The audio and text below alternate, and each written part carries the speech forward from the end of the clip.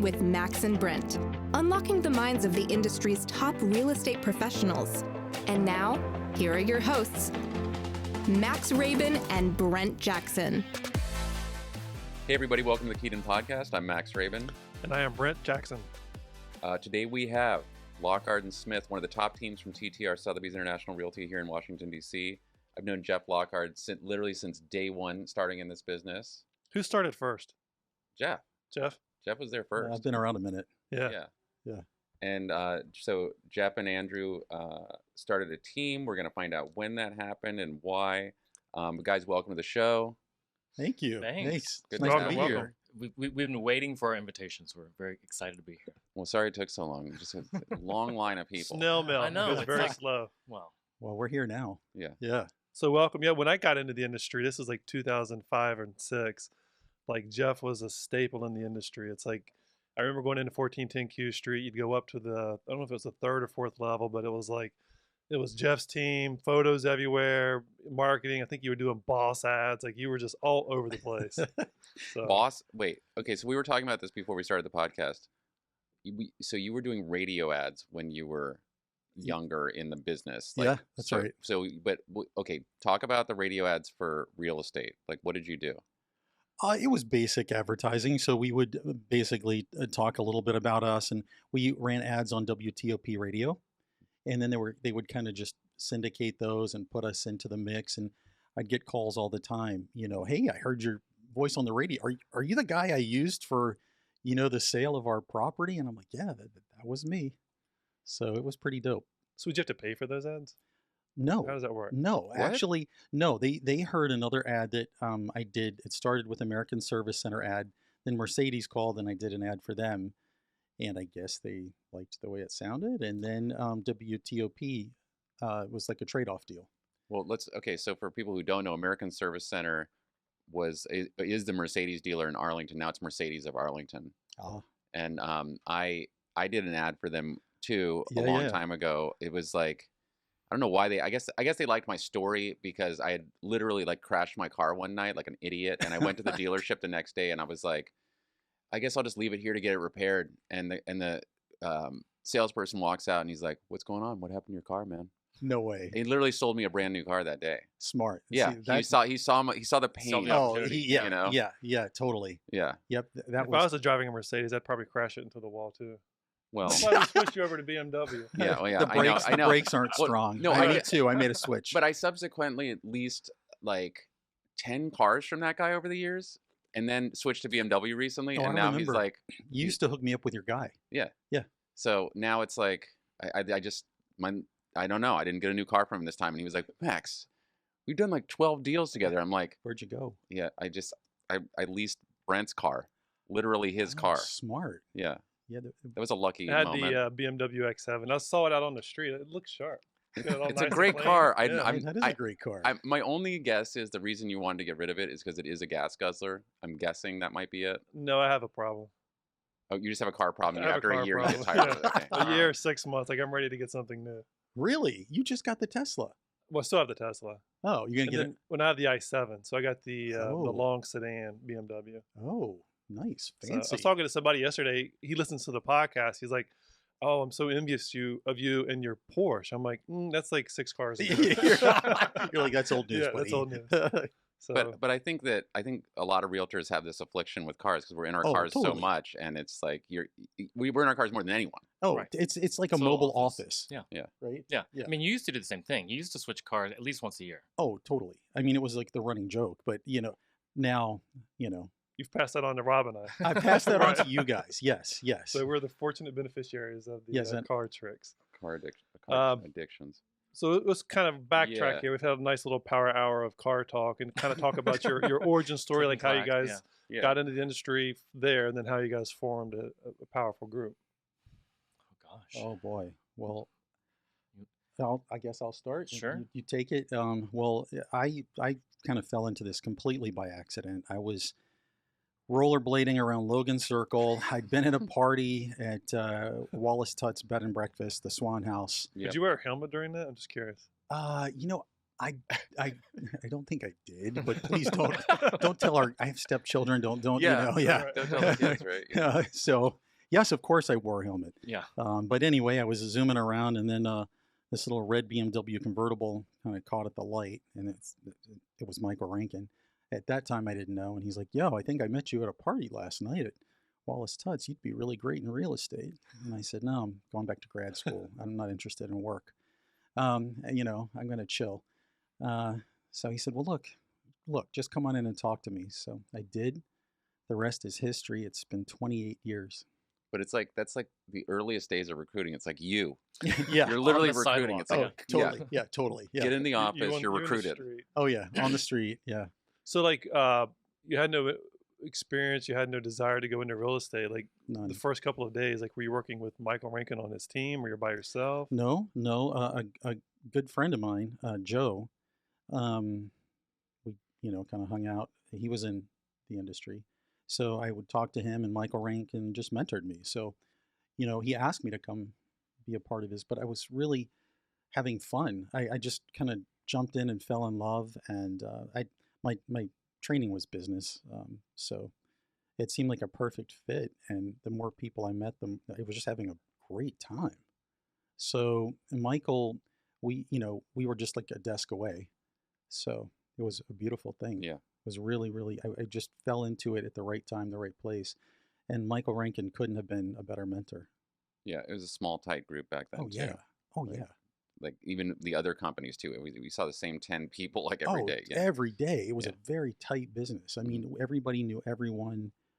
So it's interesting to see the growth today. It's Yeah. wild. So how And- much longer were you with the firm before you joined? I mean, I was in 2000 when I started doing this. So I was 1996, I believe. Yeah.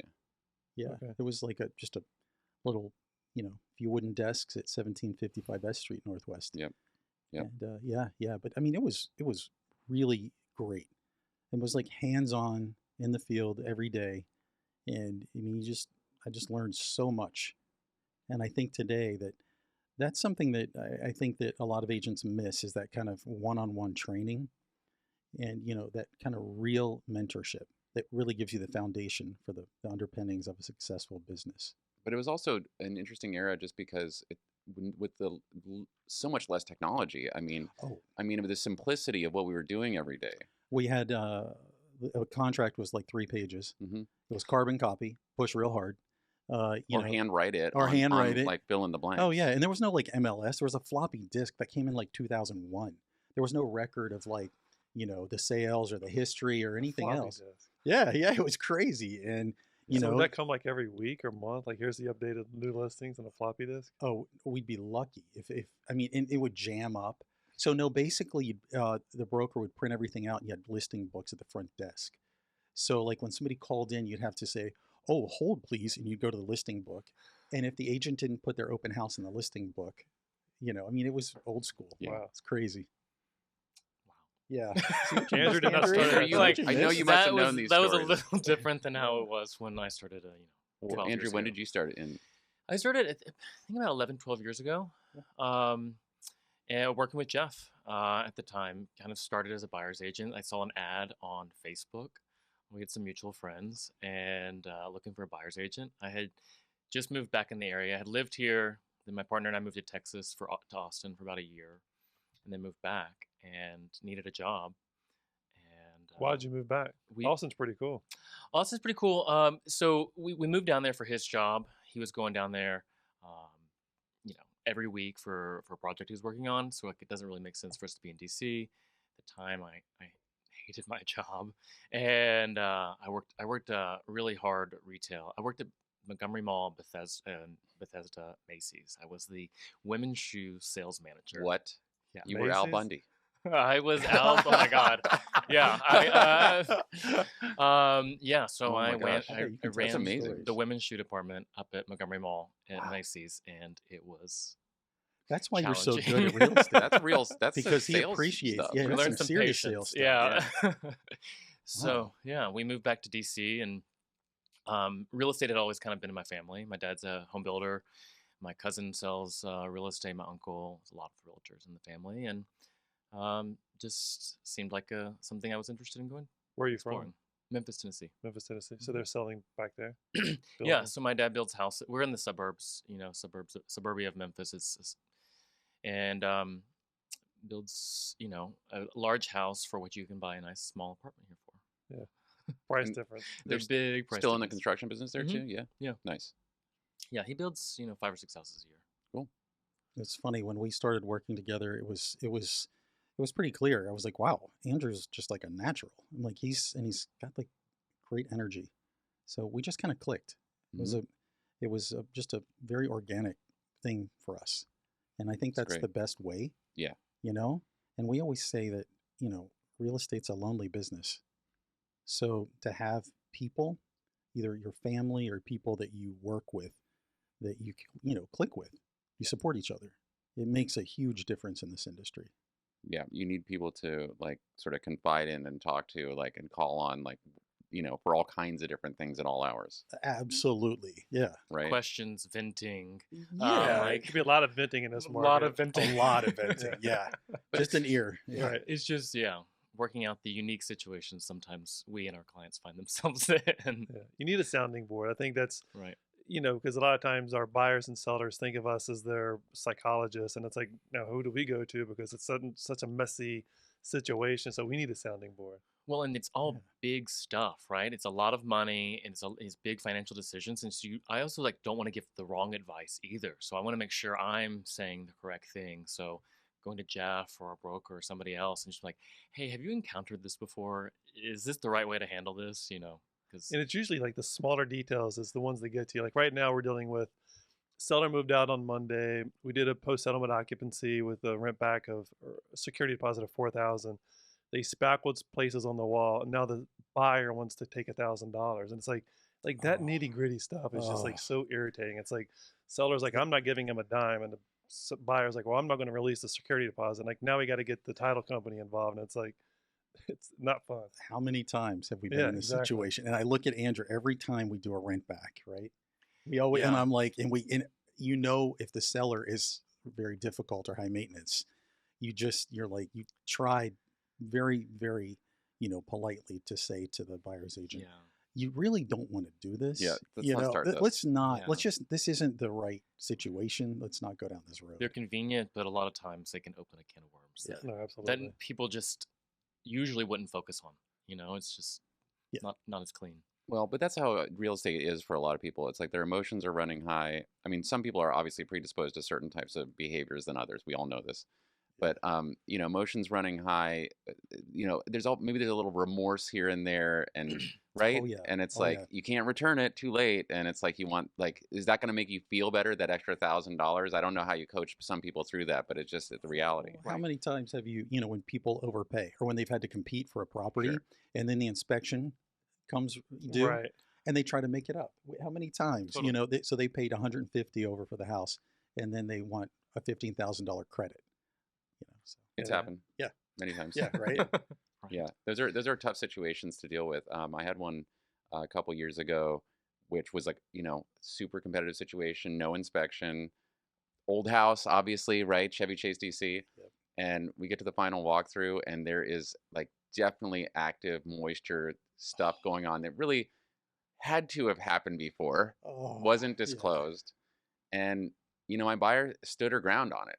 And we ended up negotiating credit at the closing, like a significant credit. Yeah, yeah. I mean, all I can say is it was a really emotional day, you know, and I can see why she was upset about it. Like, but that was the environment we were in. It's like everything is $150,000, $200,000 over, no inspections. What's the point of even doing an inspection? Like everyone else did one. Right. They all found the same problems or non-problems. Right. So And they all move forward. Yeah, So right. like they all yeah. wrote. Yeah. Yeah. How'd Anyway, that work? So I'm just curious. Like, did you do an inspection after you ratified with the no No. inspection? No. no, we literally showed up at the walkthrough, and it was like this, like that part of the house did not look like it did whenever we were there before. Interesting. Okay. Wow. And it was significant enough to, I mean, the seller could have easily said like, oh, well, we'll just forget it then, you know, we'll go to the next person or put it back on the market. And it was So- just blown up. So luckily for my buyer, everything sort of worked out. She ended up using the money to correct the mistakes, and, you know, she moved in, renovated everything the way she wanted to, and is very happy now. But it was a tough day. Sounds you like she had a good buyer's agent. There you go. Exactly. Yeah. Well, I think Yeah. in general, you need a good agent on both sides of the transaction because in situations like that, if you have a a jerk agent on the other side, I mean, it's going to go nowhere from the start. It's not even going to get to the other side, whether it's the buyer or the seller. Yeah. It just stops with the agent. Right, and there's plenty of those out there that would just be like, absolutely no, you know, and Yeah. that's really not the way to look at it. You kind of have to find that common ground for everybody's benefit, right? Right. You know, because it's going to hurt the seller too for an absolute no. Right. For the most think, likely. I think removing the ego from the situation is one of the things that I've learned over the years, because I used to think that, you know, I had to inject my ego and that, you know, Flex your muscles. yeah. Mhm. But I think that I think the best thing to do is take your ego out and just be pragmatic. You know, Right. problem solve. Be practical, but also like be present, right? Oh, Like be very much like 100%. you gotta read into and own what the client is being, rather than see it. Maybe you're thinking of it in a completely rational way. They're dealing with it on their own level, so you have to be in there with them. 100%. That's the second rule. Listen. Yeah, I was gonna say that's That listening is right number there, yeah. one. You know, we are their eyes, their ears. You know, if you're just going to talk, I mean, you're missing the point. We're their representative. We listen to them first. You know, assess, listen. I think that's so important, and so many agents don't do that. I think a lot of agents don't do that. We had Melanie Frank on last week, the Ninja Master, and that's it in a nutshell. It's like agents have to listen. I mean, we as agents want to talk about what we did, what we're doing, what we're going to do. Yeah. Taking a step back and just like listening to, it could be the other agent, the buyer, the seller, title company, lender, but just listening, being a sponge and absorbing. I like that. I like that a lot. Kind of like this podcast. We have to listen. We can't talk over our guests. You see, No, Oh, yeah. it's It actually, works. It does work. It's universal. I got to say, it's trained me a little bit. Yeah. When I first started doing the podcast, my dad listened to a couple episodes. He's like, "Let the guests talk. Okay, it's not about you." And I was like, Good advice. "Okay, fair Okay. enough. Yeah. create the space." You Yeah. know, Well, I think the same is definitely true in our business. absolutely. But just kind of remember what we're here for. We're here to provide a service. It's not about us. Absolutely. So Jeff, you've been in the business a long time, and I'm just curious: are you still working with clients that you made you had when you were first starting? Oh my gosh, those are the best. I mean, the best. Yeah, totally. Yeah. And some of my best friends have come from this business. You know, one of my dearest friends I met sold him a Abdo property like 24 years ago. He bought another place, and we used him as a referral when he bought in San Francisco. Then they bought out in Lake Tahoe, used them again. We got another referral, and now they have a place in the wine country. And the best part is I go out and stay. Nice. And we have, I mean, lifelong friends. But yeah, I mean, we have a lot of repeat clients. I'd say, Andrew, probably. I think a majority of our business, a large majority, is repeat clients or referrals from repeat clients. It really is kind of a ninja, you know, business. It's people that know, like, and trust us already. Ninja 101. So I think a lot of agents, whether you're at Compass, Long & Foster, Caldwell Banker, Sotheby's International Realty, you have agents on the street in different jurisdictions.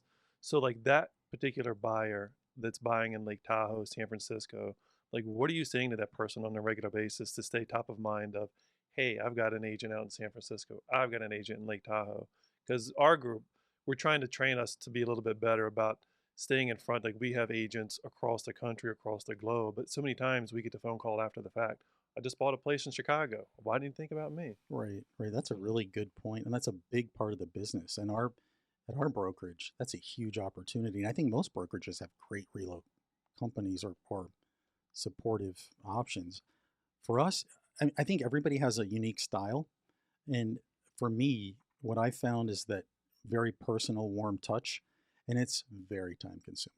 And I think, you know, an old school phone call. I mean, it really comes down to that. And you can send emails till you're purple. I mean, and I think emails are wonderful. You can send letters, you can send cards, but flowers and phone calls are gold for me. That works. So yeah, and it's time consuming. I mean, I can't tell you how many days where I'm just on the phone. That's it. I just sit there on the phone. And if I'm not on the phone for hours at a time, I think, oh, who am I going to call?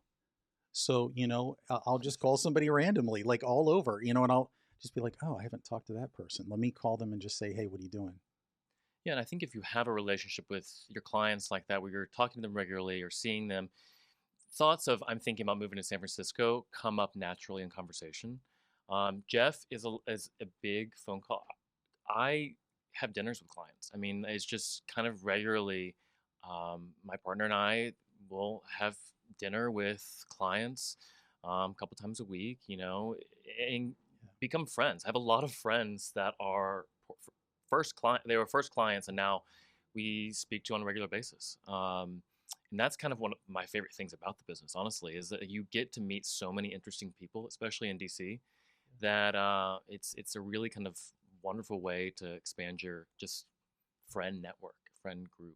That's one of the beauties of working in a city market, like an urban market like DC. It's like you have these opportunities to meet all these great people Right. and enjoy working with them. And there's plenty of different things you can do together Right.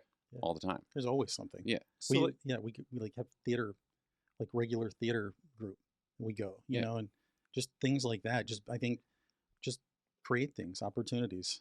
Yeah, and Carl and I have always tried to have like a mindset of with friends of supporting friends, right? So not only just working with your friends, but connecting other friends that could benefit from each other's, knowing each other.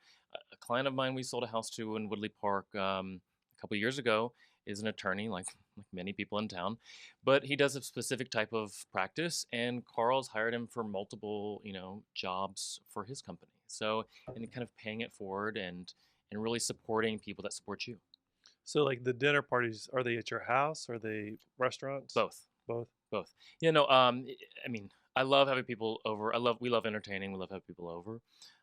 Sometimes just, especially in the height of, spring market or something, it's hard to do our job and to put together a dinner party. So maybe it's a little more restaurant oriented during, Right. April, May. But during the summer, we have a cool backyard that we love to entertain in. So we have people over all the time. And I'm very systematic with everything. So, I mean, that's probably a downfall to a certain extent. But like, I'm thinking in my mind, if I was doing a dinner party, it's going to be like, I'm going through the list. Like, all right, I just checked the box. They came out last weekend. Next weekend, it's this couple. Do you do that, or it's just totally random? A little bit. I mean, there's definitely like, I have my list of, my kind of like, ninja list. Right. And I'll use that to just, I haven't seen that person in a while. We needed to reach out to them at some point. And not as strategic as like check. Right. But, I haven't seen, so-and-so in 6 months or so. We haven't talked. I should reach out to them. And who picks up the tab? Me. Split, or you pick it up? Yeah. Okay. He doesn't even give them a chance to even see it. It depends. I mean, like, first, especially usually, we'll take them out after a big purchase or something like that. Like, let's celebrate, let's have some champagne. I'll pick up that tab. But if like, this is the 5th dinner together, split it. There you go. Yeah.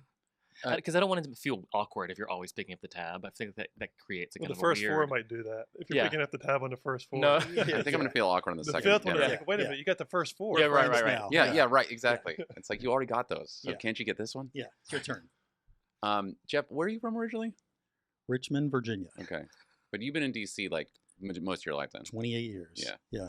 So I'm getting to this point. I've been here way longer because of my whole life. And I'm just getting to this point with like, you and I have been working this business a lot. So we were like putting the pieces to the puzzle here with Oh, the yeah. city, like how it's evolved from like the late 90s, early Oh my 2000s gosh, to yes. now. It's crazy. Like it's like a parabola of just how much nuts. development Oh, yeah. and how the city's evolved. What do you think about the city now? How it's evolved? Like, so I'm kind of like, there are things that I love about the city just because it's like home to me. But a lot of city stuff really pisses me off these Dude. days. Oh my gosh. Yeah. So I mean, I'm just curious. okay. Well, I remember back in the day, Mhm. when you could just buy a condo for $59,000 and Where was this at? everywhere, Everywhere, dude. dude, everywhere. Well, you do a lot of business Oh, at the Apolline. Yeah, please. Like we would just line people up. Like, when we'd sell like 1401 Church or Langston, and we'd Wow. like write 10 offers at a time, and you'd get $100,000 and you'd be done. And but it's really changed, and for the better. Back then, I remember fantasizing that this day would come, and I had a feeling in my gut that this was the place to be. And I remember like my aunt and saying, "Well, why are you buying in DC?" I remember my first place, and my parents gave me the down payment money. They're like, "Are you sure you want to do that? Like, I don't know if we're going to come visit. It's not safe." And I was like, "Seriously?" I'm like, "No, come on, people. Like, no, it's happening. It's gonna, So in a lot of ways, I have a lot of pride in what Yeah. I'm seeing. But then there's, cities go through these ups and downs. And after COVID, I think DC really, really has had some challenges. And it's a little heartbreaking, honestly, to I see hear the you, yeah. crime and to see, the stores close and things shut down so early because it's coming back. But I think there's a lot of work yet to be done in DC these next couple of years. Well, the market's really resilient. I mean, obviously during COVID, everything was wild, and we saw like a little bit of a lull at the end of that with the interest rates, but it's really come back a lot this year. It really has. People really still want to be in the city, and for they're happy to pay a lot more money to be Oh, here and be yeah. closer to the center of everything, and I get it. Oh yeah, they You don't want know? the traffic. Yeah. I mean, in the job growth in our area, we're blessed, man. Like this is really, really amazing because back 15, 20 years ago, there was no Amazon Prime. There were not the biotech companies in the surrounding areas. So today, I mean, this is quite a hub here, quite a financial, engine. Absolutely. So yeah, we're lucky. And I think the job growth and the traffic that are driving this. And I think once rates come back down in the next year and a half, or I don't know, I'm not going to predict that, but I just think that when they do, prices are going to just take off. Yeah. Again. What's your take, Andrew? I agree on that last point for sure. Is buy now because when they go down, prices are going to go crazy because the demand is still there. I mean, Right. the crazy demand we've had, maybe it's not as crazy, but it's still pretty out there, and it's really going to push the market forward. I moved to DC and lived at 14th and V before I got into real estate. You did? Really gross. How did Is I that not- like Really gross Langston little Law? building. No. Across, it was a rental building. It's called the Gino Baroni. Oh, I forgot about that. God, it's Oh, a that's nasty right. building, nasty, but it was so cheap. It was so cheap. And I was like 22 and I had made no money at Macy's. And I paid $400 a month What? in rent. Yes. I had this little shoebox You of lived for a free. room, and I was fine to have the smallest room because I had no money. And we never went down 14th Street. Like, that was just not, yeah. there was No. nothing. I mean, it was St. X and Yeah. what was the Italian Black restaurant? Cat. Black Cat Yeah. and where our office is now, Posto. Oh, right. Oh yeah, right. Yeah, Remember yeah. Posto? Yeah. But we just never went down 14th Street, and to kind of see that like grow over the year, it changed every year. Something new was Yeah. really a great energy for the area. And it's interesting to see that now is some things move and change and can't make it, and the rent's gotten really high there, and it's an interesting space to be in.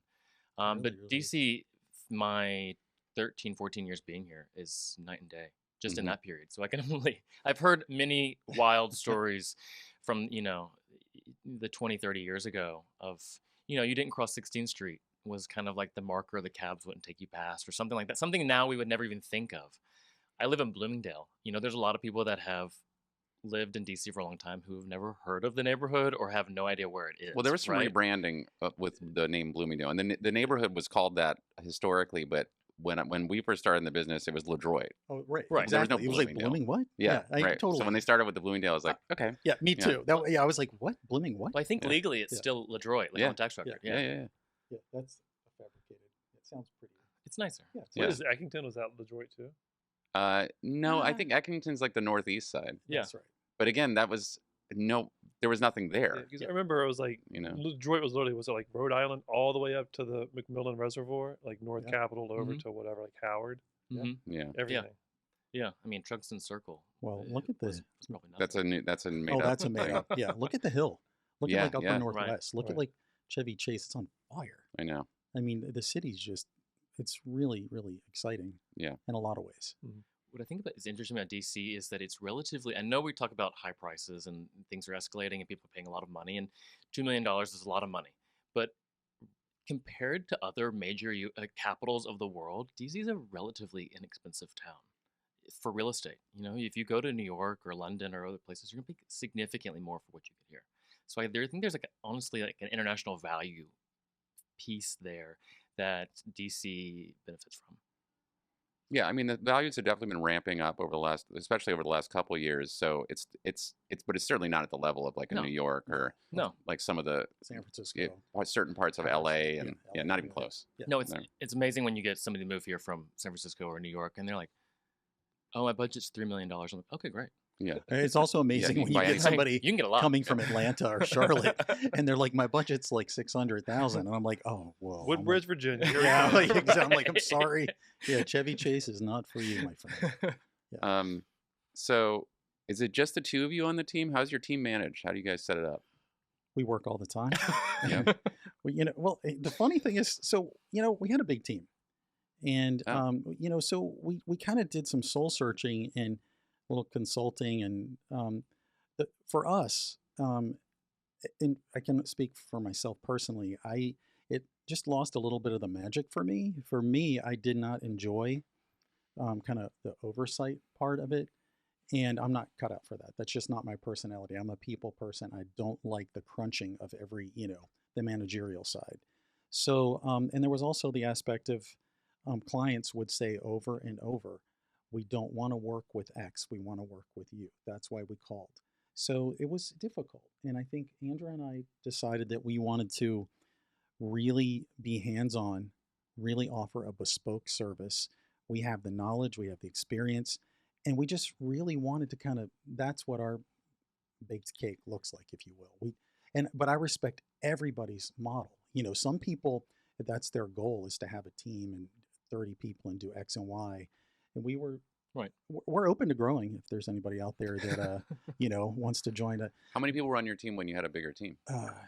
9. 9. Okay, Yeah. I didn't even realize that. Yeah, Okay. yeah. We as much as 9, and then 6, and then an admin, and then 4. But you really you spend a lot of time kind of Managing. Managing. that. Yeah. So, but which is terrific. There's nothing. It's a great business model, but for me, I'm having a lot more fun. Yeah, I mean that's kind of always been our little like niche or how we sell ourselves to sellers is that you're hiring us, you're going to get us, right? We're going to show up to the photo shoot, we're going to show up to the showings, we're going to show up to we're going to do our open houses, and you have some agents that just don't do it that way, that have gotten too large in my opinion, like that cover a significant area and have a significant business, which is amazing. But they just aren't able to do all of that. And that's just not how we operate. It was hard for us to cover like open houses and make the appointments and to be present. There was a lot of pressure. Yeah. So this way we take on as much as we can. And at some point we might expand again, but just very carefully. And I think our colleagues, Christopher and Christy, I really admire the way that they conduct their business.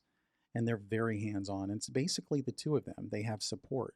But, Right. and I think that's kind of the model that we're kind of after. And they crush it. Yeah, that's Christopher Ritzard and Christy Weiss, who've been on the show. Love And them. yeah, they're amazing. And obviously, like when I think about them and the amount of energy they both still put, and they're not young. No. They But put a ton of energy into Yeah. the business, and they're Crush so it. personal so personal. and on top of things. And knowledgeable. I mean, just great role on models it. for this Oh, business. absolutely. Absolutely.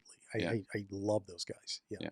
Do you guys have anybody like the marketing person, operations person? No, it's just us. We have some like contract help that we use, as necessary for different pieces of it, for marketing pieces, for other support stuff. But So you guys are doing like the day in, day out. flyers, All of social it. media. All of it. The Wow. technology makes it possible today. This wouldn't have been possible 10 years ago. But there's another side to this that I think we have a little issue with when you're type A and you Andrew likes to give me the elbow, and we both do it though. We like things to be just right. And so Yeah. when you hire or subcontract out somebody to write for you or somebody to do these things, you kind of have to let go and you lose a lot of control. So you don't know what's going out there, or you see it come back and you're like, Right. I didn't say that, or Yeah. I don't like the way this is laid out. So in a lot of ways, it's just, and we like the creative side. We're both OCD. Yeah. about everything, about staging, about the Oh my brochure, gosh. about the listing, about Your pictures, hair, everything. both of you always have perfect hair. We So always have perfect. That takes a lot of work. Yeah, I don't No, sleep. I literally your my hair. lavender Yeah. infused No, it's- coffin. I'm like, yeah. it's funny. Like even our photographer, who we use all the time and love, it's like we get to the photos and we're there early, like moving the staging, or like restaging the yeah. staging. He's like, you guys are the only ones that I It's know like, you're the only ones who do that this. do this. Yeah, Like yeah, but we are bringing in like stuff from our own houses. We're going to Pottery Barn and buying rugs off the floor. We're like restaging we have a the staging setup like in my basement amazing. where So so anytime I'm like, what do we need? We need an 8x12 rug. We always bring live plants. So like, I'm like the day before, we're at I'm Home literally Depot. Yeah. Home Depot, not the one here. I go way out, and I literally it looks like a delivery truck from like the florist, because like Yeah. we've got like 6 plants and 5 sets of flowers. Oops, sorry. This is typical. Does all of this fit in Sorry, your turn that off. does all of this fit in your Tesla? Like the plants and the rugs? Look, you'd be surprised. That thing is wide, and I flip those back seats down, and like there's dirt and all over it. But yeah, they fit.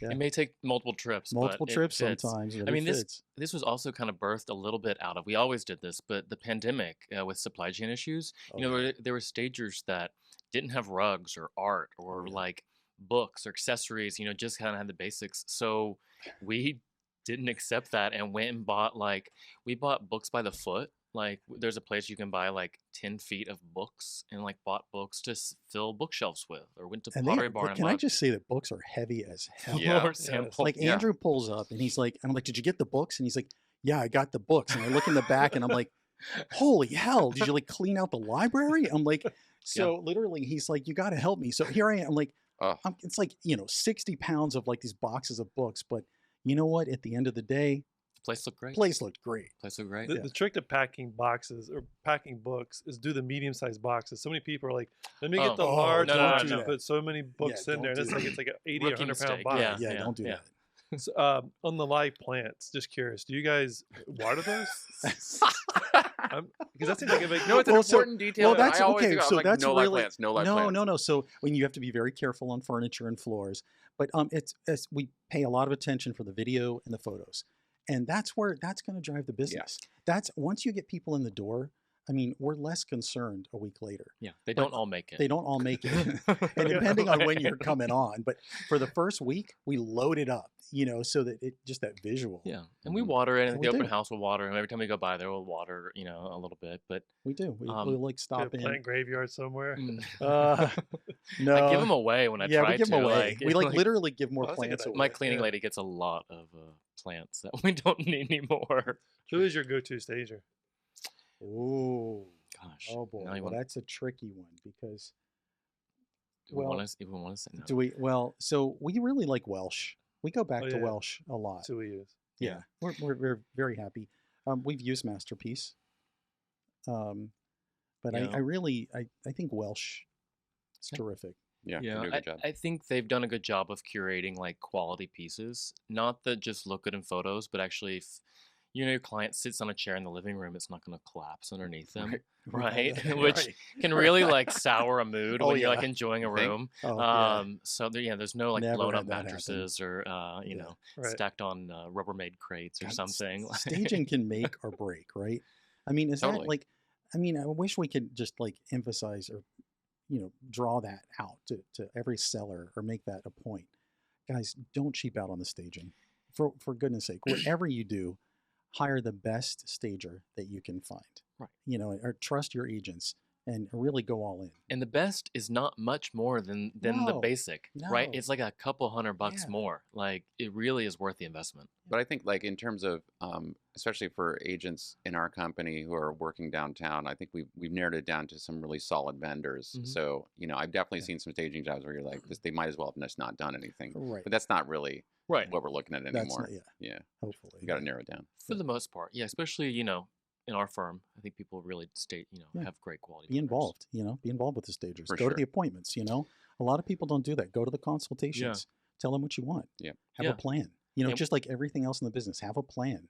And we walk it, right after it's staged with the stagers or without. We take photos and we say like, hey, this needs to be swapped out. This needs to be done. And we'll We- insist on We walk it changes. before we do the consultations. Yeah. So like I'm present and I say I want art here, I want this is the setup, and it helps. Who pays for the staging? Client does. The seller And does. how do you handle that conversation with the seller? Because That's they're a good paying X amount of question. dollars to you for your fee, and Right. now we're going to throw on an additional amount for the staging. So how does that conversation play out? Well, I think we're pretty upfront about it. We say, look, okay, the staging is going to be $6,000, and here's what you can expect in return. I would say this is going to, and depending on the property, it's going to add $50,000 in value. So, do you want to add $50,000 in value? This seems like a good value add to me. We'll handle everything. We'll curate. We'll take it from start to finish, and usually they're sold. But there are times, especially with developers, where they will say, hey, we want you to do X, and we're always cautious because You gotta be cautious. you know what happens, right? We all know what happens. You do it once. Am I right? And then you're on the hook. And the next time you want, Have we done this? We've all learned this, right? I learned this the very hard way recently, staging condo conversion, and I ponied up, Yeah. and then the market was like Yep. down, Down. and Yep. so that's money that is gone. Yeah. It's just gone. Yeah. And honestly, whatever with the market, right? But Right. at the same time, I think even for this particular project, I probably could have done fine leaving it vacant. If I could have predicted the market, it definitely should have been vacant. Okay. right. But like I could have been vacant. I can use virtual staging. I don't know if you guys are using virtual staging. We don't. actually do a lot of that. Yeah. Yeah. Really? Now, how does it work out? We find that like there are some places and some spaces where you're trying to create multiple different scenarios and scenes depending on how challenging the property can be to sell. Okay. And we've had really good results with that. And there are different levels of virtual staging too. I mean, there's some companies that might charge you like multiple hundreds of dollars per image, and then some companies that it's only a few dozen. Discovered that. Yeah. Yeah, that's a good point. I mean, that's a scenario I think we'd be open to it, but for the most part, we haven't used, because when we have, it looks like virtual stage. Yeah, no, there's agreed. levels of it too. There's right? levels. And it's gotten better. It's I gotten a think lot better. outdoors, we've done it a few times Yeah, successfully. with outdoors, like With patio outdoor, yeah. furniture or something. Yeah. Yep. Or flowers. Brent, do you use virtual staging? We do on some. It might be like we're changing out a room. We didn't like the staging room, or the rest of the house is fine, but we took whatever the baby crib and everything out of one room, and we'll do staging for one. Mhm. It's really, we try not to do virtual staging, but we do on occasion. Can I just add, the staging, there's also options out there where you can pay at close. So if you have Right, a right. seller that says, hey, I really don't want to pay the $6,000, you can offer them that option also. Mhm. Sure. Real quick, back on the staging. So do you articulate the 6,000 for 50, or do you have like supporting documents, a flyer, or anything like that?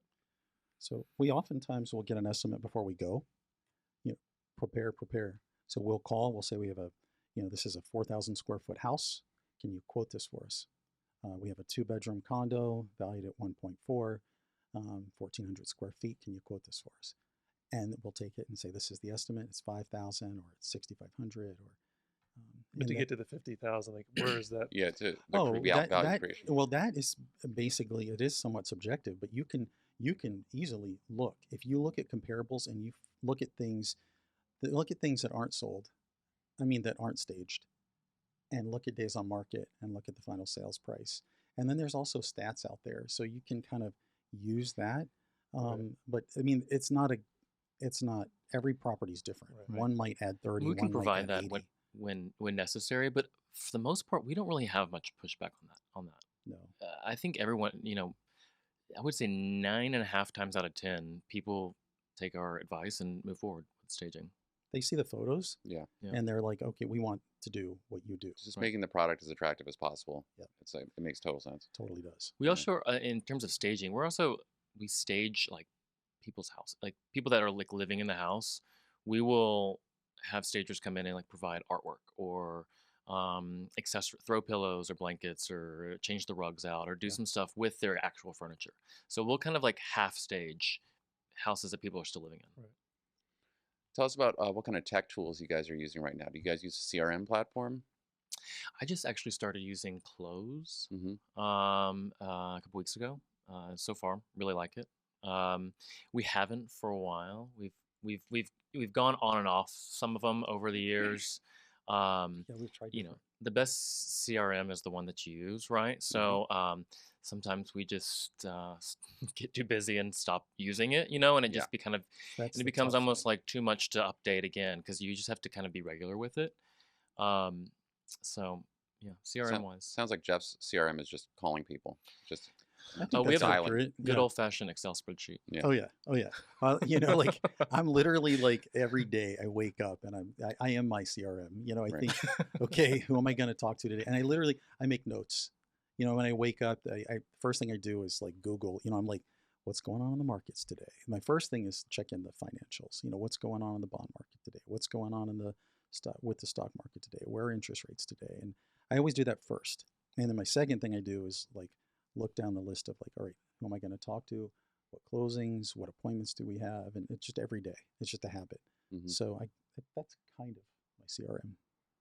That's amazing. I mean, I don't have that gift of gab just to go through and like, I want to call Jimmy Johnson today and just talk about cheeseburgers for like whatever, like an hour. Yeah. Like, I guess that's a downfall. I mean, like I'm calling for a reason. Yeah. Have you thought about buying that house? Have you thought about selling the house or whatever? There's a reason why I'm calling. Yeah. Well, It's kind of the beauty of real estate. Like Yeah. we all have our own Everybody has their own style, gift, man. man. That's Yeah. good. Yeah. If it works, it I'm works, impressed. right? No question. Whatever you're doing works, and we Yeah, all know yeah, that. Whatever Selling you're doing, cheeseburgers Brent. to Yeah. Jimmy. You know? Yeah. It's working. I would love to call and have a cheeseburger discussion with somebody. Yeah. I wish somebody would call me and That's our talk about topic of the day. cheeseburgers. Right Yeah. as soon as you walk out of here. Where's Yeah. best cheeseburger in town? Yeah. Yeah. Maybe that question will come up later. Yeah. Yeah.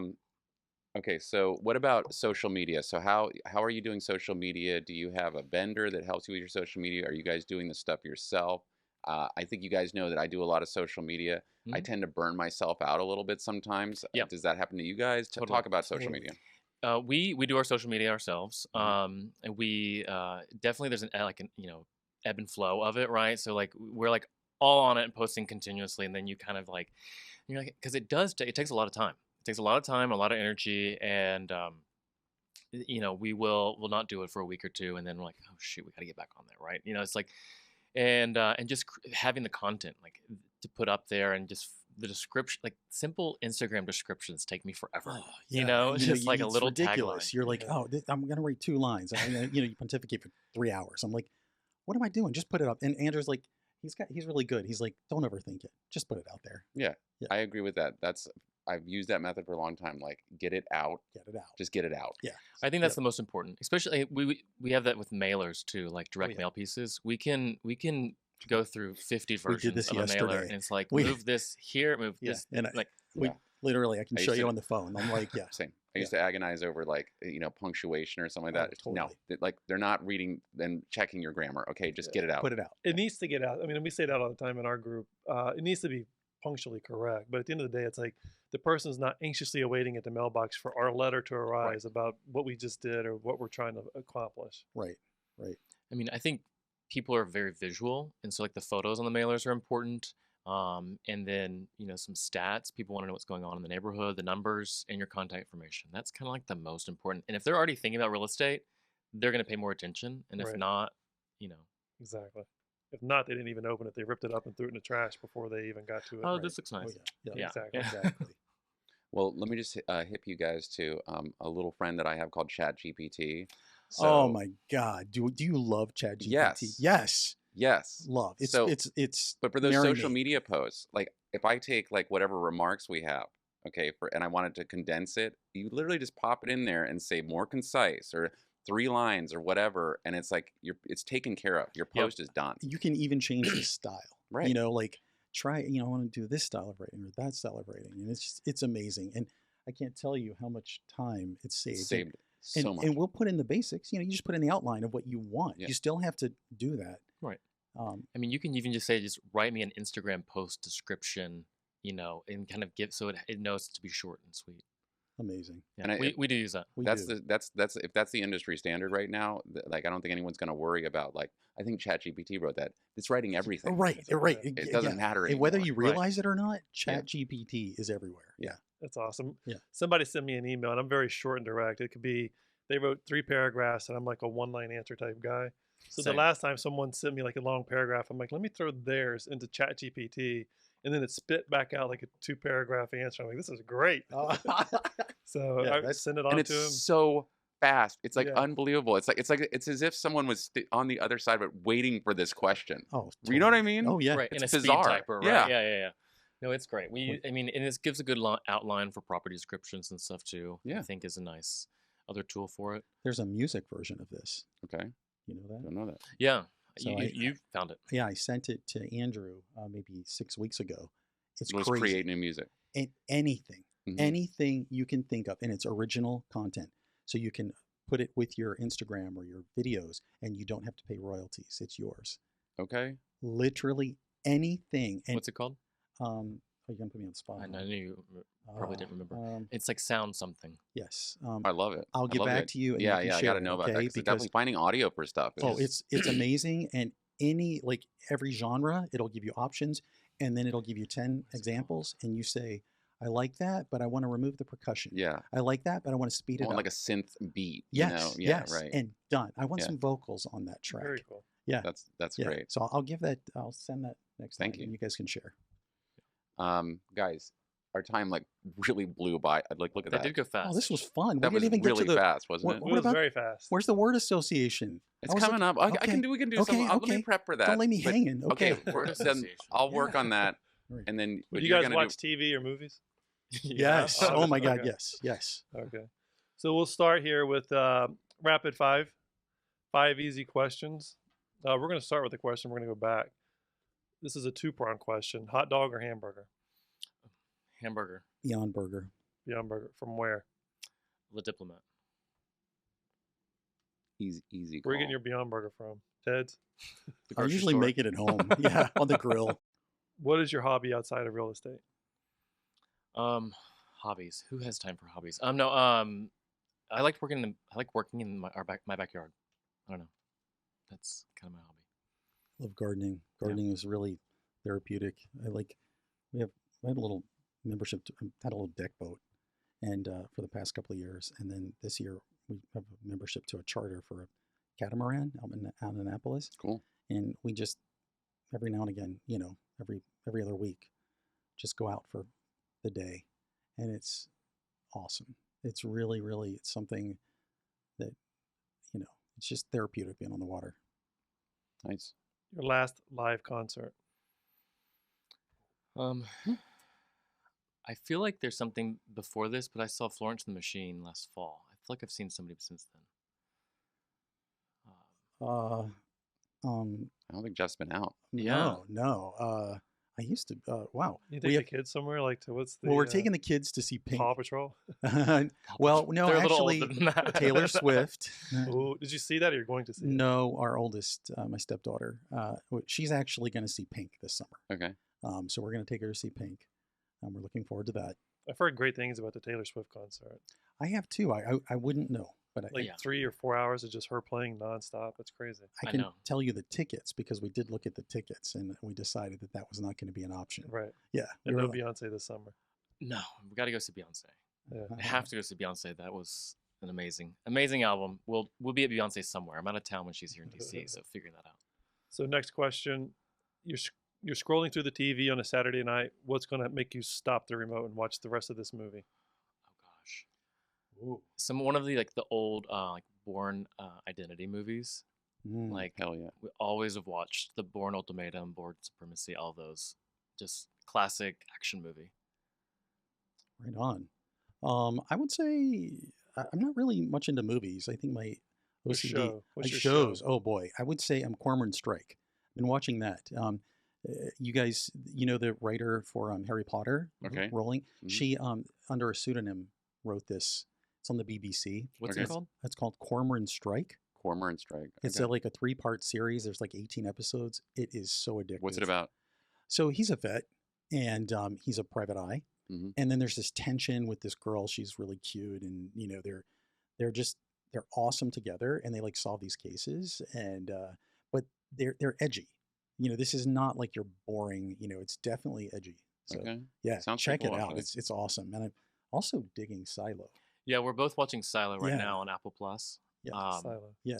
It's about there's a silo in the ground and they don't know why they're there and they're trying to figure out that Rebecca Ferguson is the lead. Yeah. If you know her, she's fantastic, and it's kind of like futuristic. How do we? I don't know. to trying to solve the puzzle. Yeah, it's more about like it's a very simple slow burn. All right. Yeah. You get one dessert for the rest of your life. What is it? Well, Gelik de Bordica. What is that? It's a Greek dessert. It is Yeah, like what? so freaking good. Oh, I kid you not. It's like if wherever you are, if you're at a Greek restaurant and they've made fresh Gelik de Bordica, just don't ask. It's What's in it? so it's like a soft phyllo dough with like Okay. a cream, like a creamy custard filling, pistachios, and it's got like a honey glaze, but it's warm. Okay. So good. Sounds Sounds good. awesome. Yeah. I have a sweet tooth. So yeah, I'm open to all sorts of desserts, but probably, back to my southern roots of like a cobbler, like a nice blackberry or peach Mm. cobbler. A la mode? Of course. Yes. Yeah. Obviously. So that's all the questions, Max? All right, I got a couple. We'll do some word association. We haven't done it in a while, actually. I'm just gonna go back and forth. So I'm gonna say a word. Oh gosh. Clear your mind. Okay. Okay. Or Smell the don't. coffee Or don't. beans. All right. All right, Jeff. Fire. More. God. DC. Home. Friendship. Thankful. Partner. Carl. Planning. Help, please. Location. Important. Yeah. Family. Everything. Challenge. A challenge. Balance. Perfect. That's all I got. Oh, That's perfect. excellent. Perfect. Perfect's Wasn't not a, the word. that's not a word. Oh, Perfect. Perfect. Who's perfect? Yeah. I don't Doesn't know. exist. Striving for. Yeah, I know. Striving for. Striving for. There you yeah. go. Oprah. Huh. She's got it all. Yeah. Yeah. Money. Jeff and Andrew, thank you so much for coming Thank you, out. guys. Really enjoyed This was so having fun. you. This was really Thanks for fun. having us. We really Nice appreciate this. conversation. Yeah. Good to see you guys. Nice to see Yeah. you. See you. Thanks for listening to Keyed In with your hosts, Max and Brent, unlocking the minds of the industry's top real estate professionals. For more information on selling your home, find us online at keyedinpodcast.com. Remember to subscribe to Keyed In on Apple Podcasts or wherever you like to listen to podcasts. Follow us on Instagram at Keyed In Podcast, at Rabin Max, and at Brent E. Jackson. And follow Max on TikTok at MaxwellRabin_properties.